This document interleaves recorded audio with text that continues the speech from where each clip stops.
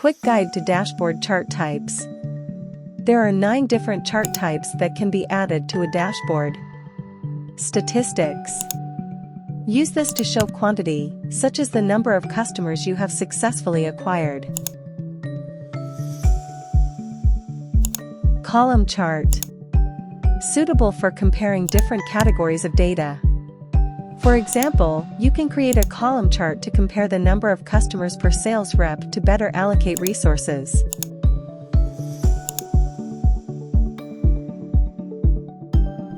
Bar chart. Just like column charts, bar charts can be used to compare different categories of data, but the bars are oriented horizontally instead.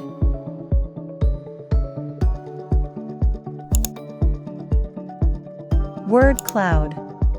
A visual representation of text data. Word clouds are useful for a variety of scenarios, from identifying popular terms to visualizing user feedback.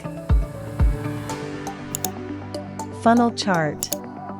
This can be used to show how data changes throughout a process, such as user conversions and sales journeys, with bars representing the different stages. Line chart. Suitable for visualizing trends over time. For example, you can use it to show the number of customers at different sales stages so that you can adapt your strategy accordingly.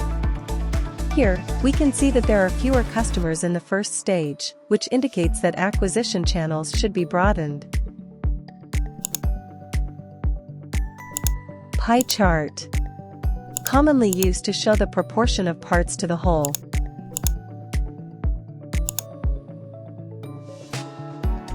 Scatter chart. Commonly used in cases where the data volume is large and scattered. It is useful for showing the correlation between 2 variables. Combo chart. Suitable for scenarios with multiple measures or when 2 different chart types are needed at the same time.